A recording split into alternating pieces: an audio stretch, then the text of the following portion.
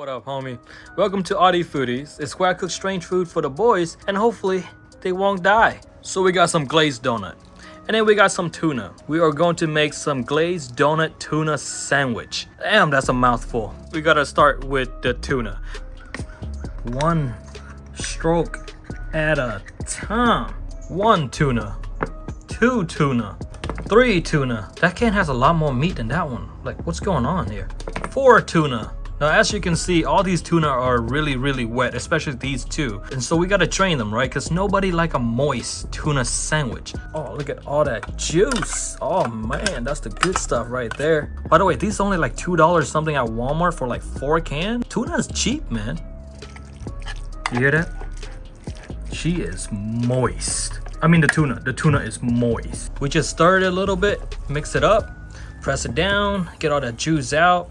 And then we just let it sit for a while. So now following that, we gotta put some of these pickles in there, right? Because add a little bit of zest, a little bit of sour, add a little bit of texture, because the tuna and the donut is gonna be soft. So this add a little bit of that crunch to it.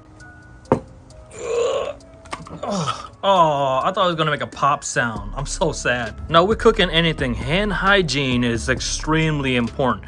You don't really want to catch any type of food poisoning or, you know, any form of botulism. We are just going to cut into very tiny, small pieces. You don't want those big chunks. Kind of just displace everything. And then even cut that in half.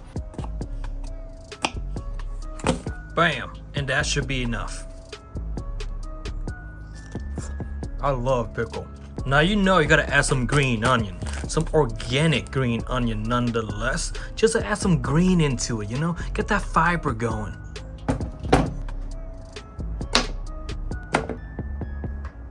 So now I already went ahead and cleaned the cutting board and the knife and the green onion because we're not trying to get anybody sick. I think this is how people do it. Can't mess this up. I mean, it's just cutting green onion. Like, how do you mess that up? And if you're sitting at home, you're thinking, wow, this guy don't know what he's doing. That's facts. I mean, just look at that. I can't even cut through. So I just realized one thing, right? I could have just cut down here, that way. All 3 of them is already in my hand like this. Then I can just go ahead and just cut like that. See, all 3 at once. Look at that. I'm learning, y'all. I'm not a big fan of green onion because it's pretty strong, so I'm not gonna put too much of it. So now with tuna sandwiches, people like it a little bit spicy. But instead of putting hot sauce, I wanna think outside the box a bit. So we are going to be putting flaming hot Cheetos. Look at those beauties. I'm gonna crush it down a little bit to get that little bit powder form.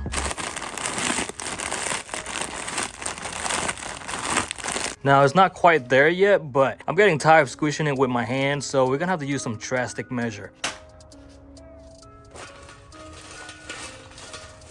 Now, you think this is excessive, and I could have just used a hammer or something, or maybe even a roller. Well, if you think about it, this is pretty much a roller, except heavier and more effective. So that's what I'm talking about. See that? Perfect. And now that the tuna is charred in my sense of humor, I think we are ready to mix. Look at all that tuna sweat. Get in there, get all that protein in there, boy. Mix that up a little bit.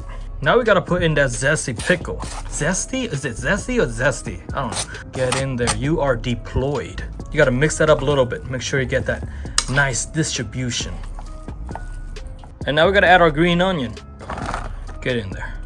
Yeah, mix them up good.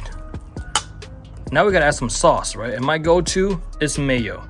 I love mayo. I can just eat this alone. 3 plastic spoonful, maybe 4.